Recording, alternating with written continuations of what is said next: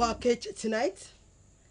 Salvation Army Secondary School, Akayubium, to be taken over by government soon. NNPC Limited hikes pump price of petrol to 617 naira. Federal government warns Nigerians over outbreak of anthrax epidemic.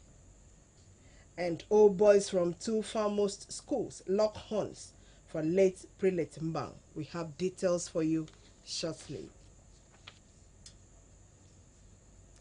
Good evening and welcome to Akbc 45 News. I am Eyageno Paul.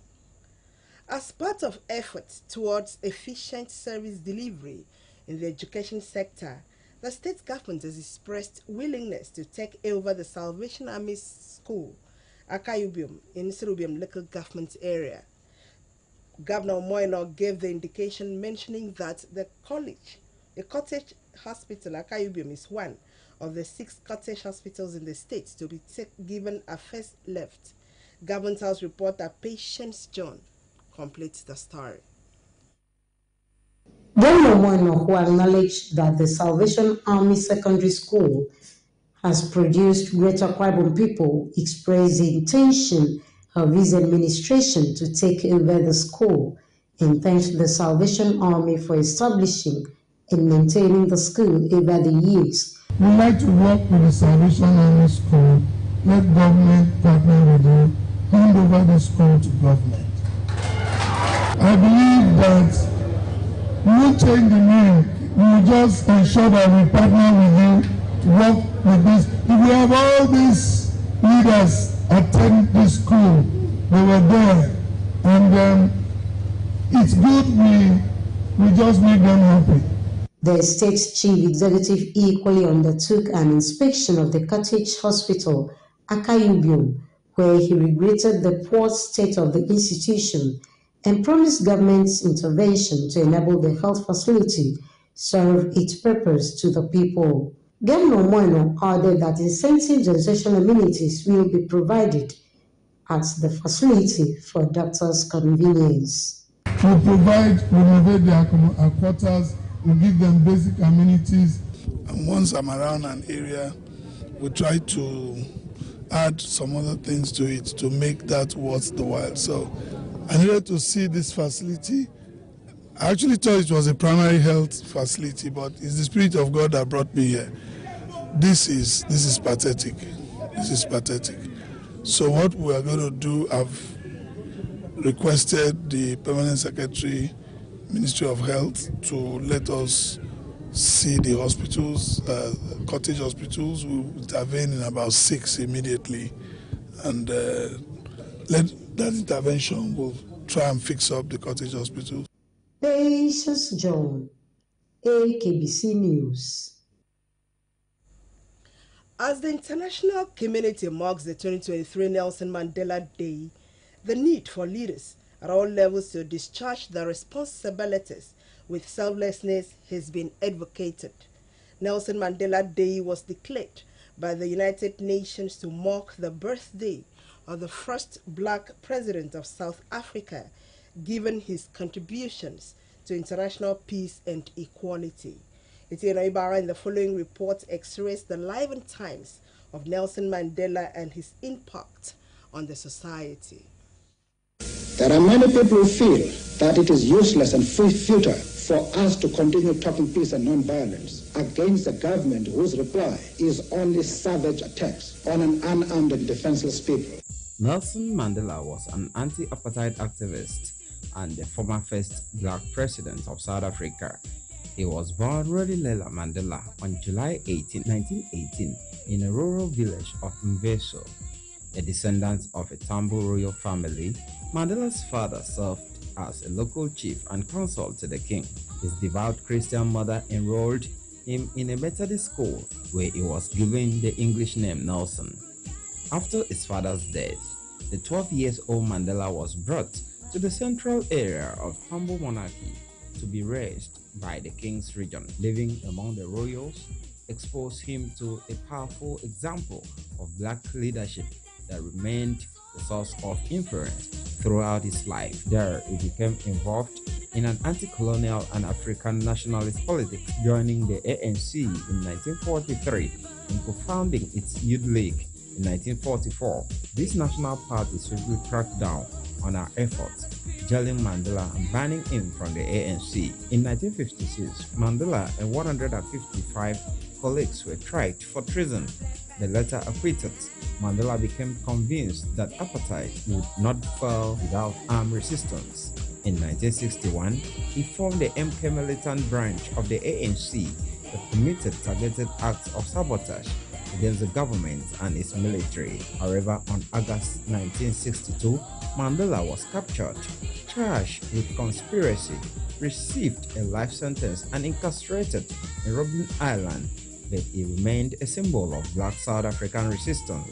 During his years behind bars, Madiba continued his fight on a smaller scale, organizing against the prison's inhuman conditions through demonstrations and teachings. Calls for his freedom gradually drew global attention. Finally, in 1990, after 27 years, Mandela was released from prison. South Africa held his first election in 1994, and the African National Congress, led by Mandela, won in a landslide. At the end of his first term in 1999, Mandela retired from politics.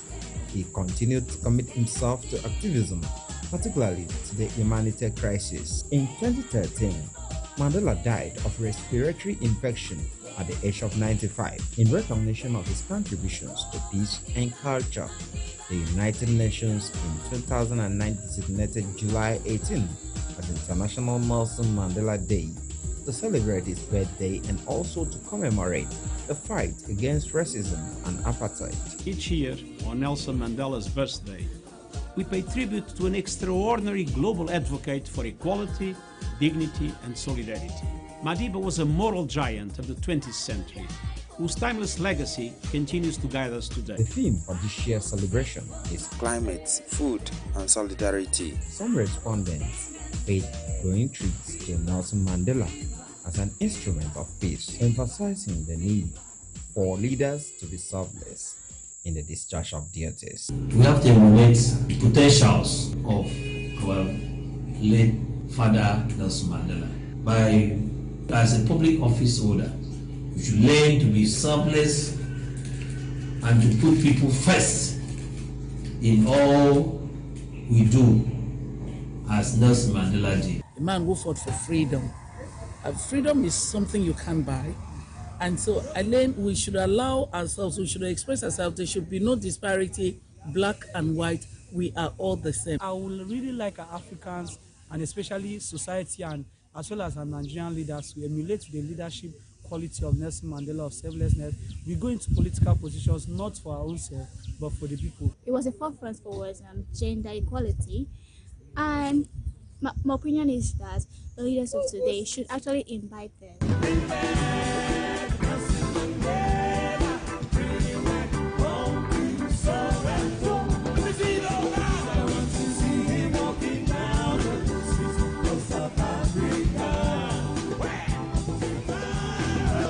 Etienne Ibanga, Akbc News. Wow, Nelson Mandela was a great legend that will be remembered for a long time. Winners of the essay competition for students in senior secondary schools across Akwa Ibom State, organized by Akbc Radio Academic Program, The Academy, have been presented with prizes. The presentation was part of activities marking the 2023 World Public Relations Day, held by the Public Relations Unit of Akbc in conjunction with the state chapter of the Institute. Esther Morin reports that the essay writing aims at assessing the student's knowledge of public relations as well as its relationship between the media and the society. From the assessment reviews by the panel of judges of the National Institute of Public Relations, NIPR, as read out by the coordinator of the Radio Academic Program, Mrs. Mercy David, Ms. Favor Basi John of of Forukwa Secondary School, Mayakno David of Bright Stars Model Secondary School, and Inewborn Kingsley of Bright Stars Model Secondary School, Uyo, emerged overall best candidates in the competition. We needed them to understand certain things in writing an essay. So we sent out their scripts to the judges who happen to be teachers, lecturers in the university. And today we have those people who have been selected as having met the top 4. We'll be handing over prizes to our children who had been part of public relations. Favor Basi John emerged first with 80%. Mayakno David second with 65%. And Inewborn Kingsley third with 50%. Gift items, cash prizes as well as certificates were presented to the winners at the Akbc transmitting station Ntaginyam by the Director General Akbc, Pastor Eneti Upe, a fellow of the NIPR, and a former state chairman, NIPR, Aparawa Okonime, who both congratulated the winners. Akwa Broadcasting Corporation, the Academy 2023 essay writing competition marking World Public Relations Day. This certificate is proudly presented to for taking the first position in essay writing. Congratulations. Thank you. Thank you. We would like to encourage you. Thank God age is on your side. And then you plan that your future will have a big chunk of PR. In their separate responses, the winners expressed joy for being part of the program and thanked the organizers for the privilege given them. Happy and delighted and of course privileged to be here. I feel really overwhelmed. I consider this a great privilege. A nice package leaving secondary school, so I'm grateful for Akbc for the opportunity. The program received the support of Water Clean Nigeria Limited, producers of Asan Water, Ikorepene, Chairman, Akwa Ibom State Chapter, NIPR, Mr. Nsemeke Udokpan, Director General, Akbc, Dr. Aniete Upe, Director Programs, Akbc, Mrs. Magdalene Udokan, and Dr. Bernard Dixon, Department of English, University of Uyo. Esther Morin, Akbc News. This is Akbc 45 News, and we'll take a short break. When we return, federal government warns of anthrax outbreak in Nigeria. Please stay with us. This is our home, where we all belong. The place where life is beautiful.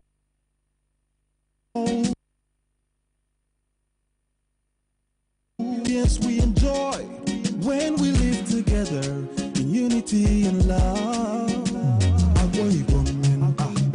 It's all him and you know. We go stand together, we go make them better. We be brothers and sisters, no matter where we day. It's all him and you know.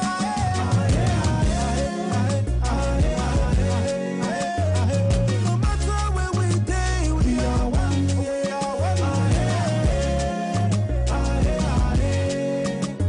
Let's live together in peace and harmony.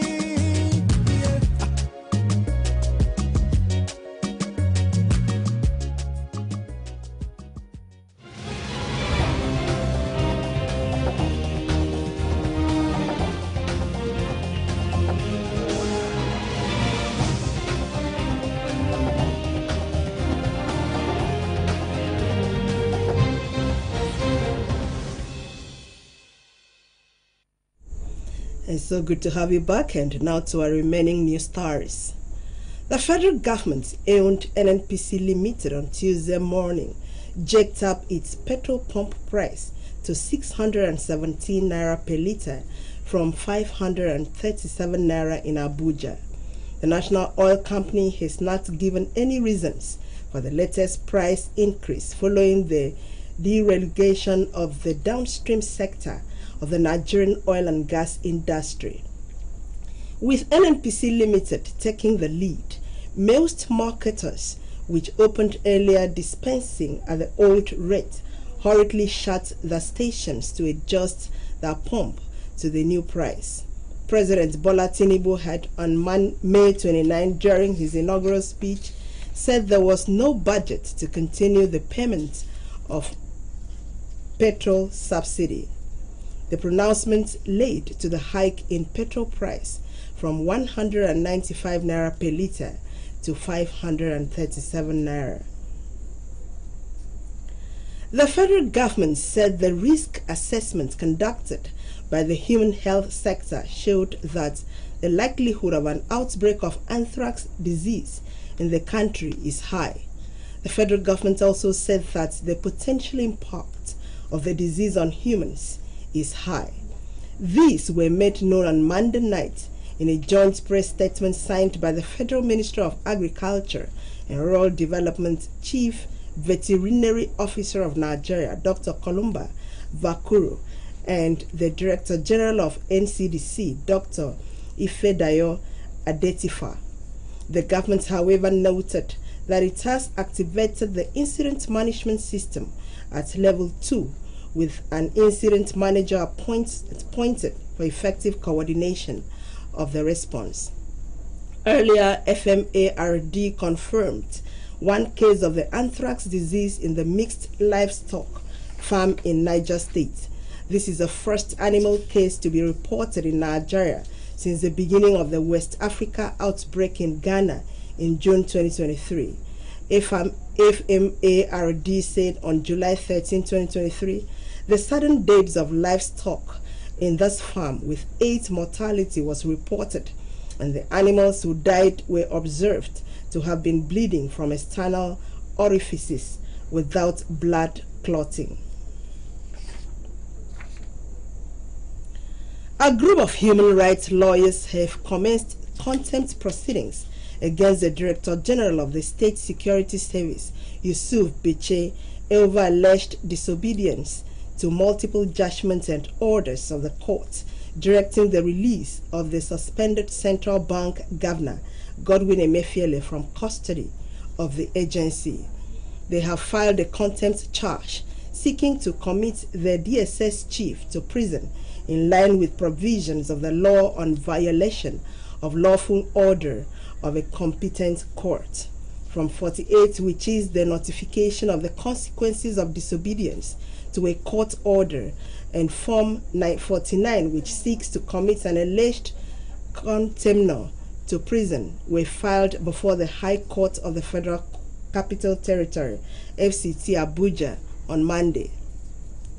The lawyers led by Maxwell Opara and Barrister Abdulaziz Tijani prayed the court to commit DSS DG to prison until they purges himself of the contempt. In an affidavit in support of the application, the lawyer disposed to the fact that Justice M.A. Hassan restrained the respondent in that suit, particularly the State Security Service, from arresting, detaining, or interrogating Emefiele for offenses connected to terrorism, financing, money laundering, round-tripping, financial crimes of national security dimension, among others. They asserted that despite the clear and positive orders of Justice Hassan, the State Security Service still went ahead and arrested and detained Emefiele, and had detained him for well over a month while shopping for evidence. Speaking about the legal decision, Maxwell Opara said the group will pursue the matter to its logical conclusion to serve as a deterrent to other heads of security agencies and tap government officials that contempt of court and gross abuse of offices for personnel vendetta will no longer be tolerated.